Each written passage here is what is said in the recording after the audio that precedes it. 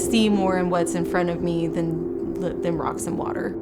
I see parts of my life that were just, things were ripped apart, and it looks like, holy cow, what happened in this space? But it is wildly awesome. It went through a lot to get to that point. It is violent. There's like parts that are completely ripped away, and you're like, what storm tore this down? I connect with that in so many ways because I see those parts of my life.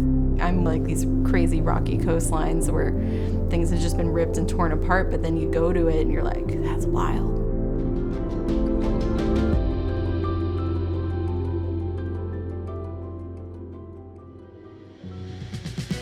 So I've been a wedding photographer for 13 years, and I've photographed over 400 weddings. Nothing made me happier than having purpose and in creating something beautiful for other people. I loved getting to be there for them on like this really epic moment in their lives. Like, it's the start of a family, it's the continuation of a family, it's this time of like commitment. Like, my role as a wedding photographer isn't to stage everything. Your love already exists. I'm just supposed to find a way to be a witness to that, to share it with others and to keep that memory and those connections for you. Well, I love the idea of people reflecting upon their wedding photos and feeling the same feelings that they felt on that day. It's just a great time. I love it. I love weddings so much. I shot a wedding March 14th. It was great, and then literally that Monday, everything shut down. Breaking news tonight, America locked down. The death toll rising in the U.S. 3 of the country's biggest states order residents to stay home. Everything I'd built over 13 years was completely evaporated overnight. And in my mind, I was like, okay, summer, things will turn around over the summer. Like, surely things will open up. And then things didn't. I knew we lost a whole year. And so like surviving, like, how am I gonna make it through this time? I wasn't necessarily angry. I was more fearful of what am I supposed to do? All the creative work I'd been doing was completely stopped with COVID and with the pandemic. I lost every opportunity to be creative. And without people, I was like, what am I gonna shoot? Me as a photographer throughout my whole life, I've really worked on figuring out, like, what is my mission in life? What is my purpose in life? And praying that God would help me write a new story that was full of hope and goodness, and that life was still beautiful despite the fact that it didn't look anything like I thought it would. And I love the coast.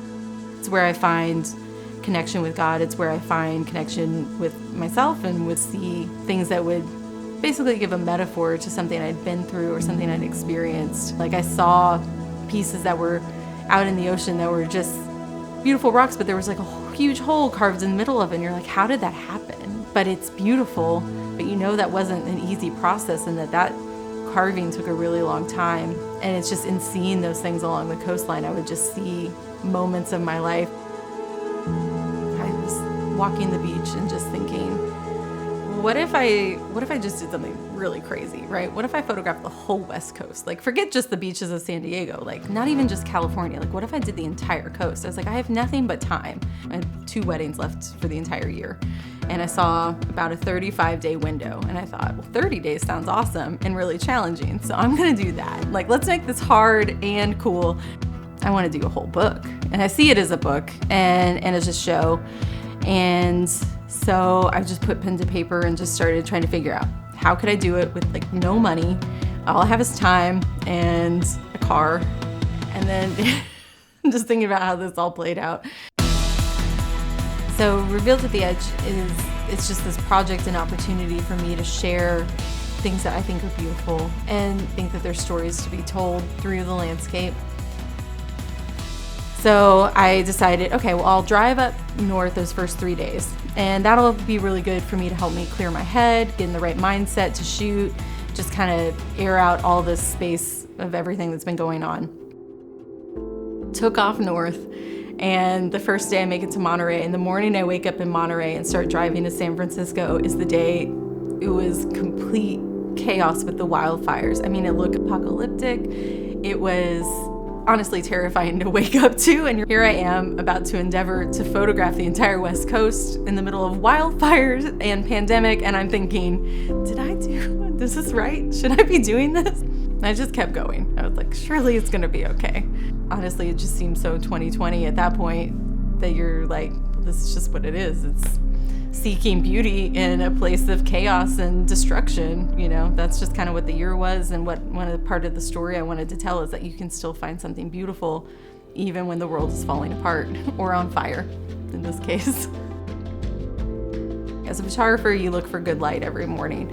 And every morning I woke up for sunrise. It was cloudy, foggy. I didn't see the sun for 8 days. So I was, wandering the coastline, just shooting in diffused cloud light for 8 to 9 days. But honestly, I just kept moving forward and just went to the next place and shot what I could in the next place and just tried to find something beautiful or cool in it and just kept going. Sometimes there's just this haziness in life and you don't see things clearly, or things look like a certain way, but that's not really the reality, but it feels really real. So when I'm looking at those kind of pictures, that's kind of what I feel is represented, is like sometimes in life there's just a fog or a haze. So whether it's the condition of your mind or your heart or your spirit, like sometimes that's just, things look like that. So I've always found in my approach that as a photographer, like I'm there to photograph what is. But what the beauty of it is what is actually happening and what this moment means and the context of it. I'm not the one that created what is in front of me, especially when it comes to landscapes, but that's why I love places that are untouched, at the edge of the world, that there's not human anything. So as I was creating this project, I approached it with the idea that all I am is like, I'm just supposed to show up and shoot what is, like whatever this looks like. So whether it was fire skies, fog, clouds, unideal weather, I just sought out beauty and I was just looked for it, and I was able to find it everywhere. We find ourselves in those seasons maybe that are displayed in the way that the trees are, the tides are, the way the wind is moving, and I find that I can find myself or the current state of my soul or my heart or my mind in what I see. As great as Malibu is cool because it's just sand and water. It's just peaceful. It hasn't been through anything. And you go to these different areas of the coastline, it's almost like it's like been clawed away or torn apart in different ways, but that's what makes it so interesting and so beautiful. So getting to walk those things, honestly, I see so much of my own life, like things have just been stripped away, and you think like, this is a horrible storm, like what is this point of this destruction or this situation or this moment, and what's gonna come out of this? And you think like, it's terrible and it looks really awful after a storm. But as like things are weathered, like you see just like a unique beauty in it. You see a unique story in that part of the coast, and I connect with that in so many ways. We all have something that's been traumatic or some sort of trauma or stress that's changed you. It's shifted the way you think, it's shifted the way you see the world, it shifts the way you connect with people.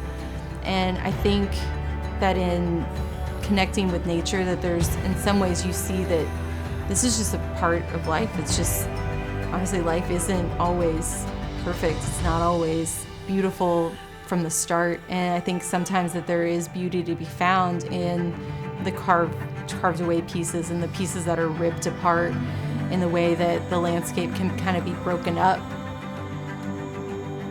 Life isn't always smooth sand and peaceful beaches, right? Like life is, if you go on that journey, and that's what I did, was taking a physical journey that I think is reflective of the journey we take as people.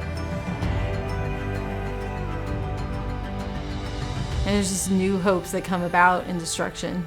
In loss, there's still been hope. In destruction, something new's been created. And in the loss of my story, I didn't want that to continue to be my story, so I actively pursued a different story. And I think everybody has a different story, and I think that you can see yourself in different parts of creation. I'm hoping that people connect with different pieces because it speaks to their spirit or their heart or their condition of their life, or a moment in their life that they see something, and where it might be something that's weathered and ragged, but there's still something really beautiful in it. And so I'm hoping that there's different ways that people will connect with the work, whether they just see it as something beautiful in itself, or if they read the words that I write about each piece, and that it will inspire you and be something beautiful to add to your life.